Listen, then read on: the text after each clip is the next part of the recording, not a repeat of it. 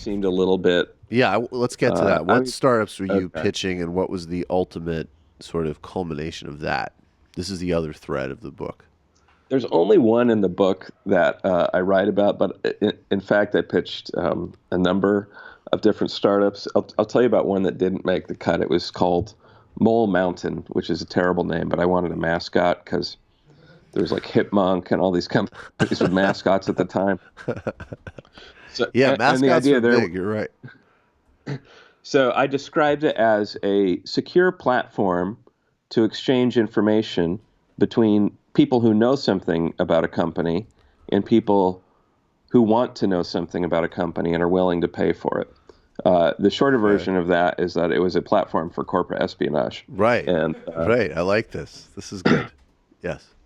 and as was the case with many of my ideas, as soon as I would go pitch this, I would pull up the tech press a week later and find that a company had already gotten funding or just secured funding to do what I was pitching in a somewhat tongue-in-cheek or satirical intent. So that was one. I pitched this corporate espionage one, and then this there like there was actually a lot of audience interest at this pitch competition I went to. Like this Russian woman came up and winked at me and gave me her card, Nice. and like her boyfriend was standing there, or I don't know who the guy was. There was just a lot of curious His name stuff. was Yuri. You cannot go broke pitching corporate espionage startups in Silicon Valley. I think that one is still the game is still on for Yeah, that. definitely. The other It's a one I good pitched space to be in. for sure. The other one I pitched that is in the book was called Legalize Strikes as a Service. And the idea was you would hire us to organize a union at your competitor's company. so so Uber kneecaps Lyft before they can even get their car fleet on the ground by organizing Lyft drivers into a union. That was the idea. And I was actually inspired by Uber and Lyft going at each other in all these underhanded ways. And I thought the common thread with all these apps that are getting funding, the gig economy apps, is they're all like complicated ways to basically reduce the cost of labor. Right. So I thought, what about an app that increases the cost of labor? And right, because And then were you kind of that solves a real problem that people have because people don't have enough money.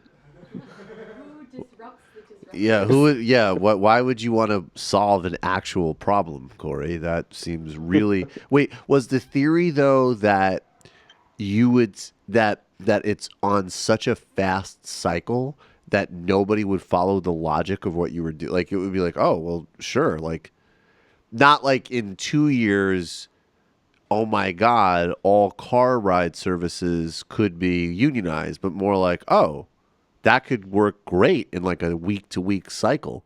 And since everything is so short term that they wouldn't even like do any horizon planning with it, was that kind of what you were thinking? Exactly. It was a bet on the short-term greed of the investor class, which is, you can't overestimate it. That's a solid bet.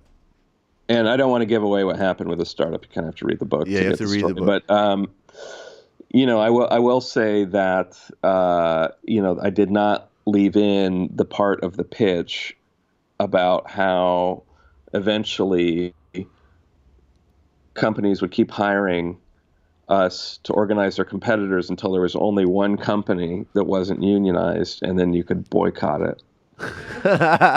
Is, did you have but that actually raises another really funny point that when you talk about, and obviously I mean there might be legal problems potentially with either of these two startup concepts you talked about, but you make the other point that with a lot of the main major companies, I mean Uber being like a prime example, it's basically just, if I understood you correctly, it's like, what? Oh, is that you typing, Corey? Oh, sorry, yeah. No, no problem.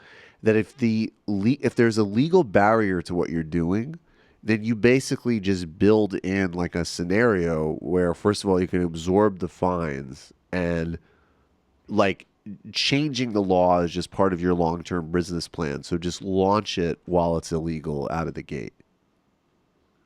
Yeah, that's the common thread. too with a lot of the unicorn startups, right? Like you break as many laws as you can to get as much money as fast as you can, and then have politicians or a compliant court system legalize your past misconduct. I mean, we've seen that with Uber, for instance, Airbnb. There's some pushback now, like a little late for some people, but that is a tried and true way to make money online, is to break the law.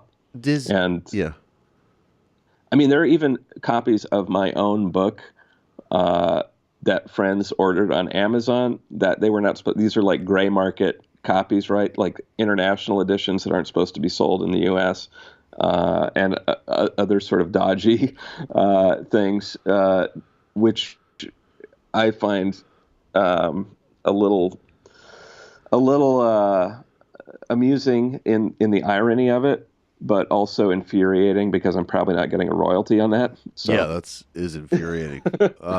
What you also go into like the sort of the lower end of this stuff, in the sense that, like, okay, there's the dream, go to Silicon Valley, create a multi-billion-dollar valuation company, and then in fact just sell it to one of the big 4 or 5, which is the other kind of funny thing about the business model. I mean, Peter Thiel literally advocates for that in his book that he put out a couple of years ago, which is really ironic. He's pro monopoly. Pro monopoly for his I mean, I guess it's more coherent than most libertarians usually are, but those guys like to sort of generally pretend that that's what that pure fantasy market competition would lead to being opposed to monopolies. He's literally saying is the goal of your startup should be to find your acquisition angle for Facebook or Amazon, and then you can kind of get, sort of get fed in the chain, as it were.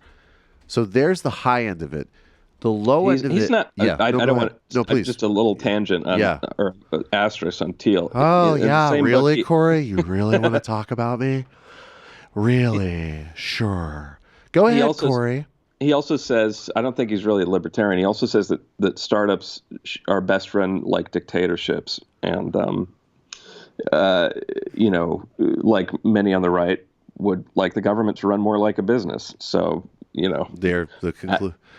Yeah, yeah. Well, let me put it to you this way: you're not only will you be bankrupt and homeless, but also your friends. So, way to follow the logic, Corey. Intrepid reporting. See you in court. Corey is like a tech journalist. Is like, yeah, that's really not funny. Don't even joke about that. Jesus Christ. I joke about this often. I think it's possible that if Peter Thiel were to do something like this, maybe the guy who always does the impression might be atop the list. Yeah, nice one.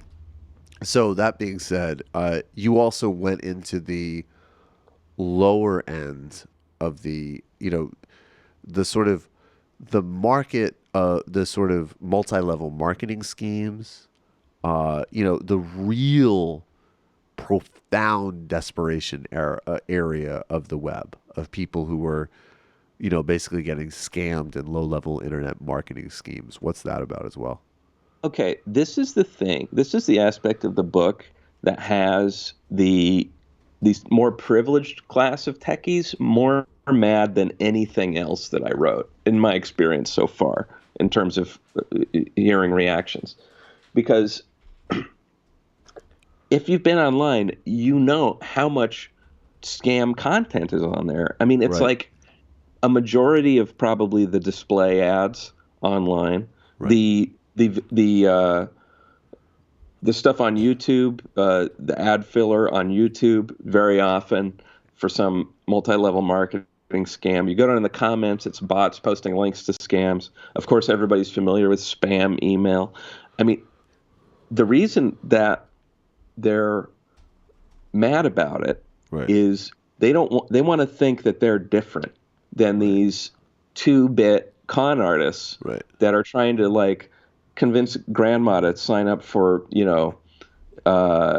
monthly prescription drug program black market from Canada or Cuba or wherever they're coming from, or that they're different than the people who have guaranteed money-making systems. Like some The old GMS, guaranteed money making systems. Yep.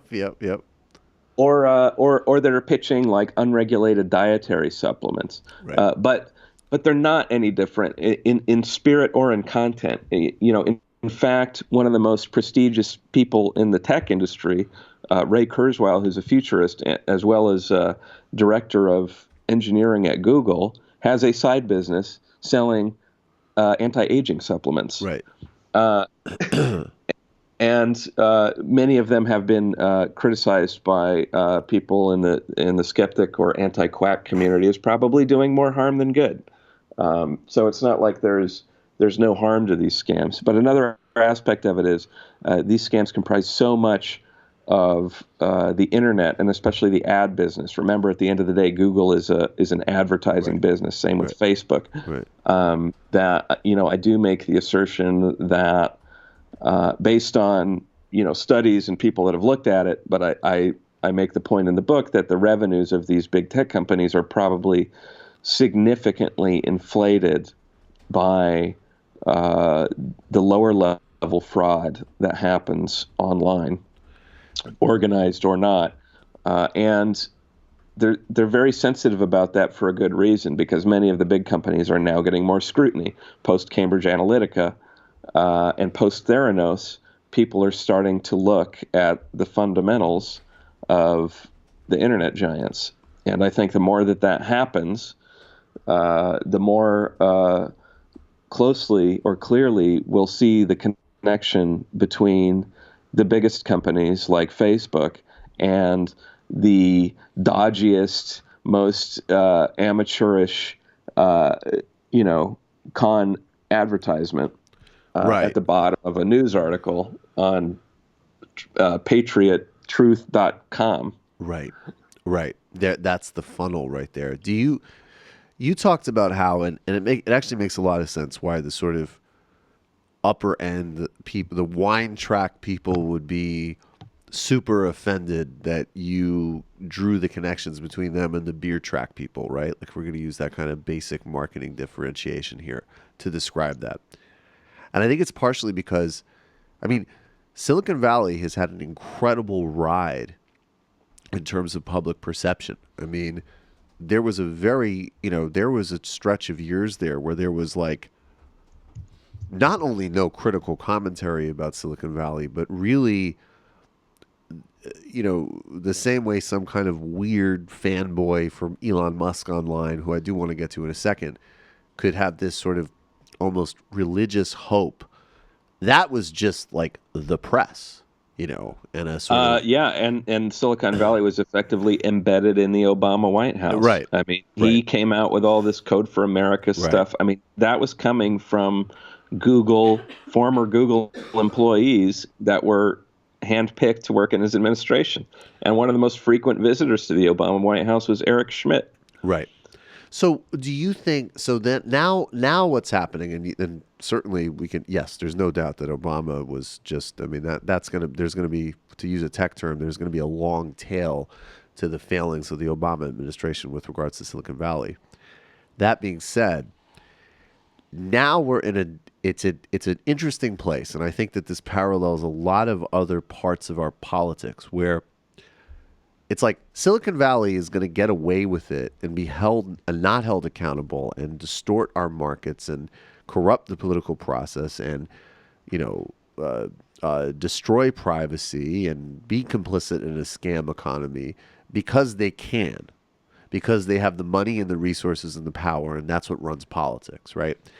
Less so because as many people buy the mythology now. So at least the sort of cultural end of the equation is starting to loosen a little bit. And I think even like the reception to your book is sort of in line with that, right? I think if you put this book out even in 2013 or 14, there would be a lot more just kind of basic, like, you're a Luddite, just sort of base hysterical reactions, not an actual, analysis of this, what the reality of this economy is. as I we agree with move that. so as we move into that phase, I mean, like, first of all, how big a breakthrough is that? And secondly, is that the harbinger? Like, does that mean that the next phase is the movement? I mean, we talked on TMBS on Tuesday about the scooter protests that just happened in San Francisco, where they're like blocking the Google buses. This is like hilarious, but also very effective disruption of the city, which zeroes home the destruction of the Bay Area by this industry. What do you think the kind of through line of that shift from the waking up of the cultural sort of hypnosis to the actual politics of it? Well, I think it's happening much as you described, because people are seeing consequences in their day-to-day lives. I mean, I think odds are good that if you live in an urban area, you've interacted with the gig economy, and you probably have some sense after a few years of exposure to this that it's not a healthy thing for workers, right? Or even for customers. The political aspect, I would not have guessed a couple of years ago that we would see the New York Times editorial board, for instance, saying maybe it's time to break up Facebook. That is a more radical position when it comes to the posture toward this industry than I would have assumed a mainstream publication would take. Notably, you didn't see that in the Washington Post. I wonder why that is. Yeah. It's just amazing when people are like, you gotta admit that Jeff Bezos is funding a lot of really good reporting. It's like, first of all, I don't have to admit anything. And secondly, like, if ever there was a walk and chew gum at the same time moment, would be like, yes, very glad that there's some tough reporting on, the emoluments clause in the Washington Post. And Jeff Bezos is literally going to turn us into some type of like hybrid Amazon China hellscape of like ultimate authoritarian capitalism if we don't do something about it. I wanted to tell an anecdote that I think answers your question, and it's something I heard on book tour. So after I saw you in New York, I went on to D.C. to do a reading, and then came back to the West Coast. But in D.C., I was talking to people that worked on the Hill, one of whom pointed out that the Cambridge Analytica scandal really made congressional Democrats very, very mad, because there was this attitude, like with the Obama years, right? Everybody knew Obama loved Silicon Valley, and that's part of the reason they wouldn't criticize it. But also there were, the Valley companies were donating so much money to the Democrats to get their priorities through. But with the Cambridge Analytica scandal and the outcome of the 2016 elections, a lot of Democrats are now going, wait a minute. We don't care that much if, you're degrading labor standards and avoiding all kinds of regulations and destroying the fabric of urban America. But listen, you mess with the election and you're messing with where we eat. So now they're not friends anymore, and they might not even be frenemies anymore. Because there's a lot of Democrats in D.C. who want to get to the bottom of what happened in 2016, and they see, Facebook in particular as playing a major negative role in that election.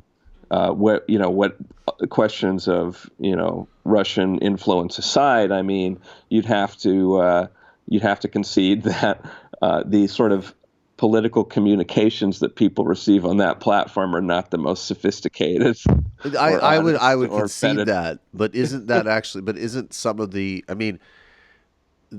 really dangerous things though about the responses that companies like Facebook are engaging in now, as an example, is that if you don't have any type of editorial process, then it's like, of course, it's like, oh, okay, well, some insane Alex Jones bit where he, Mars has a cocaine production facility for the Clintons or something, is the same thing as I don't know, you and I doing a segment about the DEA picking sides in the Mexican cartel wars as an example, which is real. It's a true story. There's nothing conspiratorial about it. And it reveals a lot about U.S. foreign policy. So a lot of the moves that those, that Facebook particularly has undertaken is basically just re-amplifying, such as they are, the incumbents online. Right. And that is going to, yes, it might undermine some bad conspiracy content, but it's also going to undermine, good investigative journalism, which obviously I don't have a problem with. But even that sort of fake news meme and that obsession, I think, their way they're going to address it's going to be a disaster. You can say that, but it's also true that Martian Coke is the purest, best Coke. Right. That's well, fine. Look. Hey, look, that's a great point. At least you're honest about it. I think there's another level of the responsibility that these companies have that they've abrogated, and we're dealing with the deleterious effects every day now. Back in the day when I worked at newspapers, I can't imagine any newspaper that I worked for ever running letter to the editor or accepting an ad from, say, a Holocaust denier, right? The most generous way to put it, the at best libertarian ideology in Silicon Valley that has a very unsophisticated understanding of free speech and corporate responsibility, says we'll take their money. We'll take the Nazis' money. It's just free speech. It's all the same. What's the big deal? And they've created. I mean, what's Alex Jones without YouTube? I mean, there's a reason he was panicking when he was going to get demonetized from there. Right. What would Roger Stone's access to, even the Fox News empire be if he didn't have this network of, conspiracy freaks online reaching audiences through the major platforms? Right. And they won't hire. They won't fix this problem because it's contrary to their profit model, which involves not hiring human beings. Well, and I think also you just it's funny, like even something like the issue, and I've talked about this before, like with Twitter and harassment and with neo-Nazi voices and stuff like that. There's been a lot of focus on the sort of cultural aspect of it, the cultural problems, which is a legitimate thing to talk about, obviously, in terms of who runs these companies and diversity and voices inside these companies. It's definitely an important issue, but the structural issue is that those are literally the reasons that a company like Twitter has survived, are precisely those accounts. So of course it's going to take a very long time until there's potentially a brand problem that is so toxic that it threatens their ability to be acquired, as an example. Then maybe we start kicking some of these accounts off. But the fundamental I don't know that maybe. I'm sorry.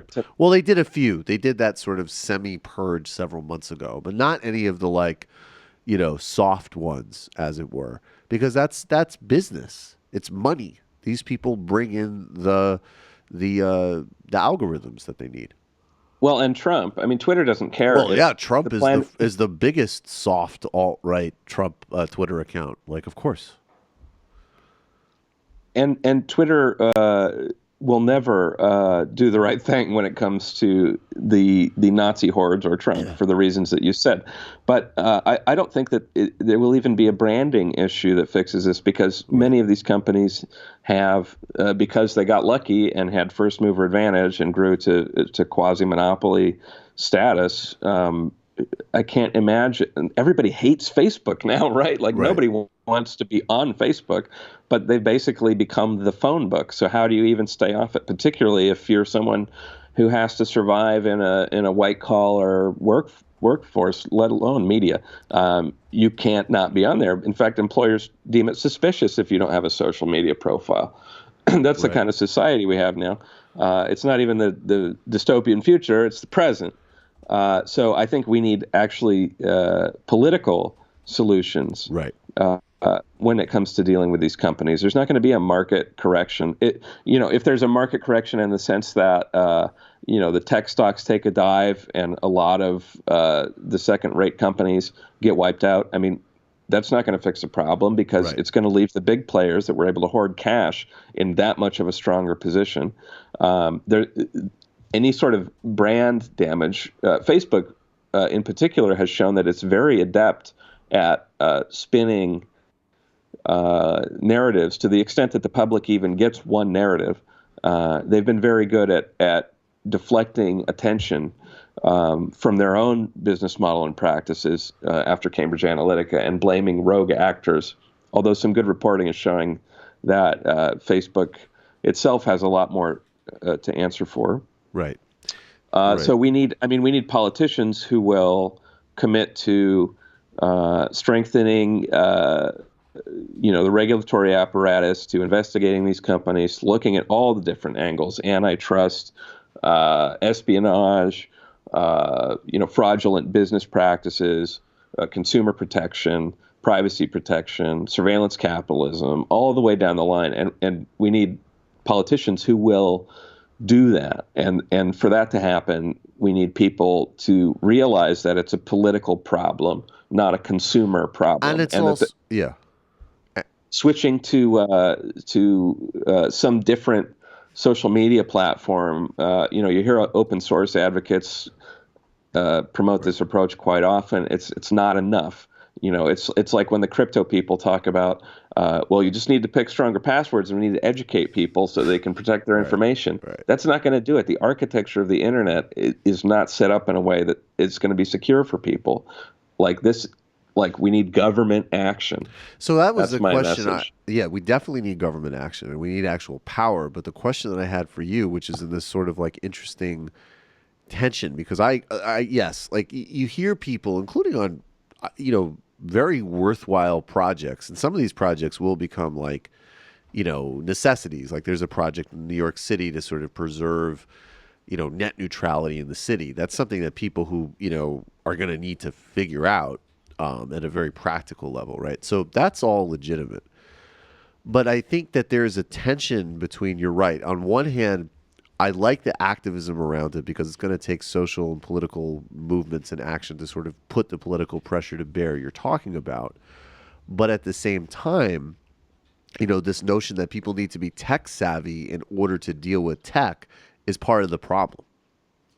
Oh, for sure. I mean, first of all, forget what that means for older people and others who might have difficulty learning these, arcane languages and design interfaces that make sense to young white engineers and not a lot of other people. Right. I frankly think that people should have a right not to be bothered by tech, right. And not to have to use a computer if they don't want to. The only reason these devices have proliferated so much in our lives and become such a constant presence is because it's profitable for these companies. And I think if we were to construct society in a truly democratic way, and not just what the richest people and the most powerful companies decided our cities and our day-to-day lives should look like and feel like, then we might say, well, maybe we don't need gadgets everywhere. We don't need screens everywhere to broadcast advertising to us. Maybe we could reclaim some of the sort of pleasures of having undistracted time. Right. And this is where I can rightly be accused of being a Luddite, although my house is filled with computers and I still like to tinker with them and stuff. I think you need time away from these things. And the addictive aspect of some of these technologies is, I gave a laundry list of stuff that Congress should be looking at. That's one of them. Yeah. It's very troubling to me that basically no one knows more about the addictive properties and the manipulative potential of social media than the social media companies. And whatever they know about persuasion, about manipulating people's emotions and moods, and about not only that, their individual preferences. That should be public information, and it's at the level where you need like a church committee style congressional inquiry to get to the bottom of it. I mean, this situation has gotten really overwhelming and disturbing in a short amount of time, and I don't think anything short of a big government inquiry could sort it out.